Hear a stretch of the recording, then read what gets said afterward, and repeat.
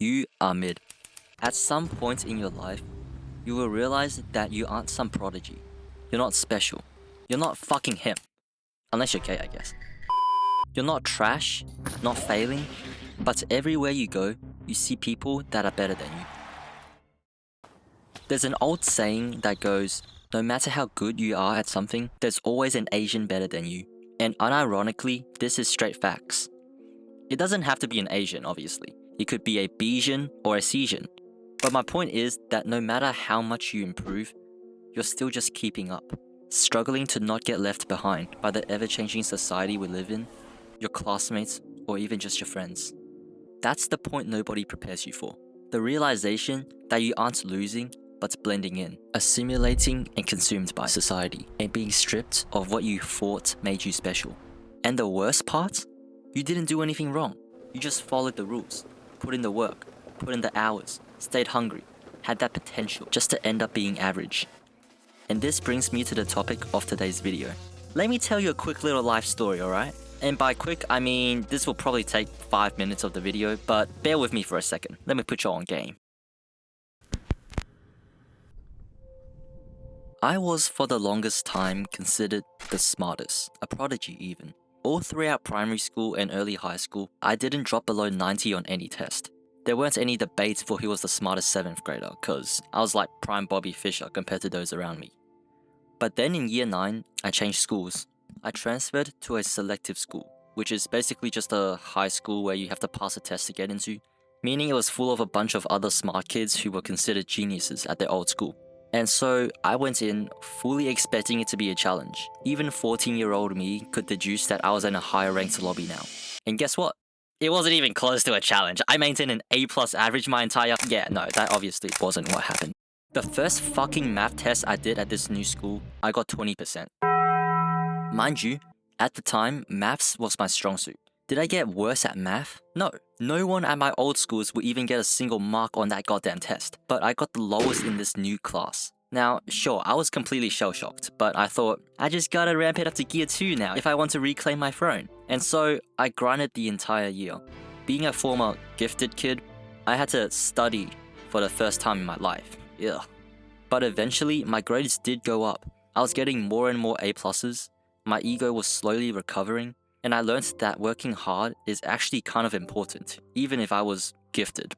But I started to get the sense that something was wrong. Not with my effort, but something more intrinsic. As the year came to a close and exams were over, I realized that there were still tons of people better than me. After all that improvement, I was still mid. And growing up in an Asian household exacerbated the guilt and shame I felt, as my parents often deluded me with the idea that I was talented and constantly reminded me of the vast sums of money they spent to push me to fulfill the prophecy they had in their minds. This is why you see that Asian stereotype of, "You doctor yet?" No, Dad, I'm 12. "Talk to me when you doctor." arise. Let's fast forward to the end of this year. I'm in my final year of high school. Throughout this year, well, I guess it'll be last year by the time this video comes out, I worked harder than I've ever before. Hours and hours of studying every day, going to tuition, staying up till midnight on that academic grind set, studying for my finals until my eyesight went blurry. And a couple weeks ago, I got my results back. Now, I live in Australia, and the score that determines which uni course you can get into is called the ATAR. Basically, the Aussie equivalent of the SAT, and your score ranks you against all the other kids in the country. Now, you want to know what ATAR I got? 98.10. I did better than 98.1% of students in my year level. Or in other words, I'm in the top 1.9% of the national cohorts. Oh my god, that's so good! Shut up. The only thing I felt when I saw that number was relief, since I met the minimum requirements for the uni course I wanted to do. But this was instantly replaced by disappointment. I went to a selective school, remember? And when I checked the stats for my school, 69 kids got 99 or higher. I was still mid compared to those at my school. I stayed silent for the rest of the day. I don't like telling people my ATAR, except I just told the entire internet for this video, because I find it embarrassing. The despair of trying my absolute hardest and still falling short. What do you feel after hearing that? Maybe you can empathize, Or maybe you think I'm a pretentious, insecure, imposter syndroming self-saboteur. Yeah, you might be right. But what I've come to think is that mid isn't just a feeling. It's an emotion. It's an intrinsic, unconscious experience. A fusion of humiliation, hopelessness, and hurt. And no character embodies this better than Zanka Nijiku from Gachiakata. Oh, you thought this was just some sadcore with actual editing instead of Minecraft gameplay? Get fucking baited, dumbass. But yeah, I've just finished binging season 1 of Gachiakata, and man, Zanka's character got me twinning on another level. The thing is, Zanka isn't weak. It's just that everyone else around him is stronger. It's sort of like if Mike Tyson lived in the Baki universe. Being born into the prestigious Nijiku family, Zanka had expectations the weight of mountains on his shoulders growing up. His brothers and sisters had become Hellguards, which are basically the FBI in Gachiakata. And so his father and everyone around him piled even more pressure on his head to become the best. He goes to a prestigious Hellguard academy and is the top dog. Everyone is in awe of his aura, or in other words, his arrogance, backed up by actual skill. But what they don't see is the David Goggins training he endures to be the best. They only see him as being blessed with talent, which is the biggest fucking copium I've seen fictional characters inhale, but that's besides the point. Anyway, one day he was aura farming as usual until a new kid joins his class and instantly whoops his ass. That superiority complex he had shatters like glass. His entire personality was built upon the foundation of being the best.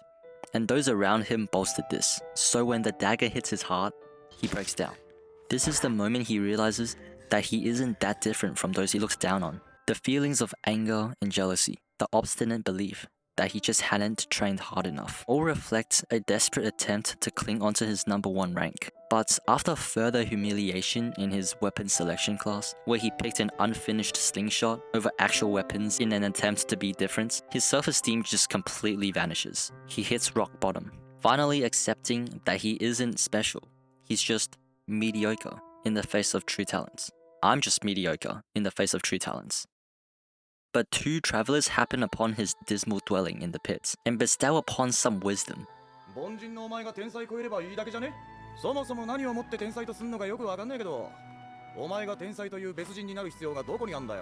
thus, that becomes Zanka's motivation, proving that mediocrity can still win despite the RNG of God's character creator. And despite getting his ass whooped by Jabba twice, despite probably being the weakest of the main cast in Gachiakata, he keeps trying, because as long as he keeps getting stronger, there will always be another chance he can take a dub. And this segues into my mentality moving forward. Sure, I'm still pissed I choked every exam, but also, ATAR is just a number. I've got the rest of my life to succeed, and as long as I get better, it doesn't matter what ATAR I got. Anyway, that's gonna be it for this video. If you've made it this far, then just thank you for giving me your time and giving a small channel a chance. And if you take one thing away from this video, let it be this. Maybe you won't be the greatest. Maybe you won't be the best.